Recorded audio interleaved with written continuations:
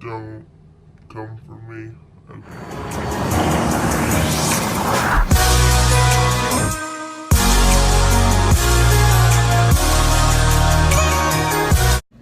Hey guys, welcome back to a brand new video. And in today's video, I'm going to be giving all you guys some back to school tips and tricks. I'm in 8th grade, so a lot of my younger viewers, like I'm saying younger viewers, like I'm so old, but I'm not, I'm in 8th grade. Anyway, a lot of my younger viewers, I'm just going to say that, like, don't come for me. Don't come for me. Okay. Anyway, so a lot of my younger viewers requested for me to do a 6th and 7th grade tip video. And I guess the people who requested that video were 6th and 7th graders, or soon to be 6th and 7th graders who are struggling or think they're going to struggle. Anywho, let's get started with the video. No matter how long you're gone, I'm always gonna want you back. So the first 6th grade tip that I have for you guys is to not go into middle school thinking it's gonna be bad, because that's kind of for anything in life. Like, that's for me in the higher grades, and like that's every year. Starting every year, you should go into the year thinking, this is going to be a great year. This is going to be a good year for me. I'm going to succeed this year. I'm going to have a great year. I'm going to make good grades this year. You know, you should think positive about your year, because if you don't think positive, then you're basically speaking negativity into your life. And why would you speak negativity into your life? Like, no one wants to have like a bad school year or a bad life. You know what I mean? Like, don't do that. Just at the beginning of the school year, just say, I'm going to have a good school year. I'm going to have a good school year. Everything's going to go out great. I'm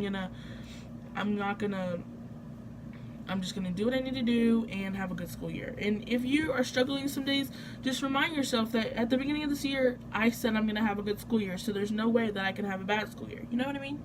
On to the next 6th grade tip. I know you know good, but you're stuck in my brain, and I want to know.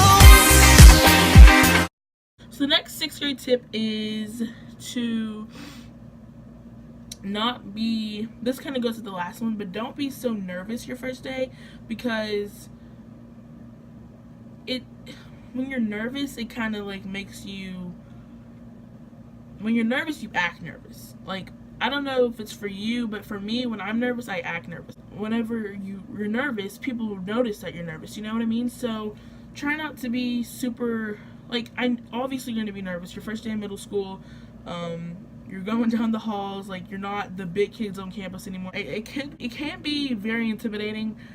Every day you'll realize, you'll be like, oh, this isn't so bad. Like, it's way different than elementary, but it isn't so bad. You know what I mean? Okay, let's go to the next tip. We're breaking free and flying. So the next tip I would give to 6th graders is to not, I think I started this tip before I was rudely interrupted, but I'll probably cut it out. But anyway, so the next tip is to not be intimidated by so if you're in 6th grade, do not be intimidated by the 7th and 8th graders, and if you're in 7th grade, do not be intimidated by the 8th graders. But also, if you're in 7th grade, don't be a jerk to the 6th graders, because you were a 6th grader last year, and you're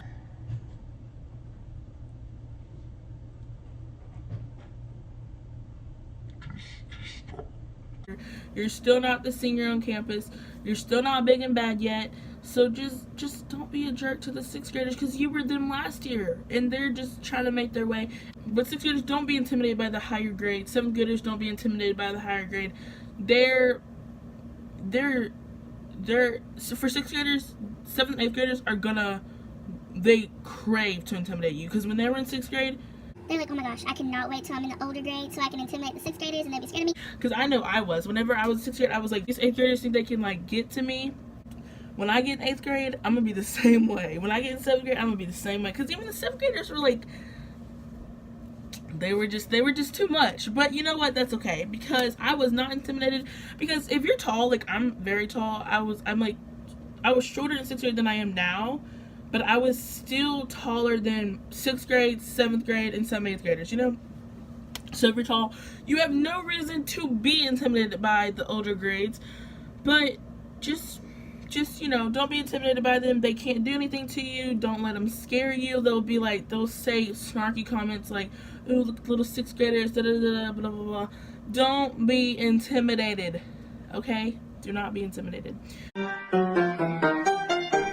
If it's alright. So the next tip would probably be for a 6th grader, because 7th graders kind of know their way around the school by now, but 6th graders, don't run to all your classes, because then you just look weird. Like, I don't know how else to put it. You look weird when you run all your classes.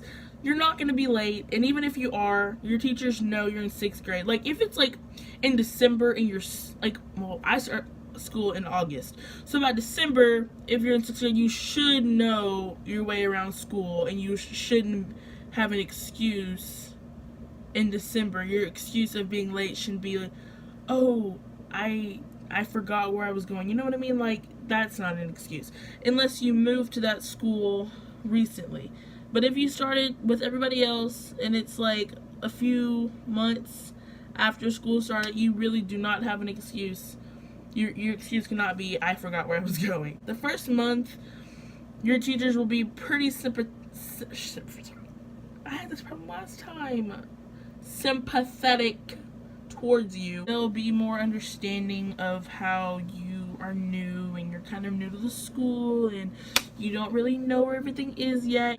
They'll understand enough to like not jump down your throat as soon as you walk into the door a second after the tardy bell rings. You don't have to run all your classes, and once you start going more frequently, you'll probably discover shortcuts to your classes, and you'll be great. So you guys, that was my 6th and 7th grade middle school tip video. I hope you guys enjoyed this video. If you did, give it a big thumbs up. Comment down below what you want me to do next, and subscribe to this channel. I really hope these tips actually helped you. I really hope you're not struggling anymore in middle school, and I really hope if you haven't started your middle school, if you haven't started your school year yet, that these tips will help you in the future. Bye. But I love it.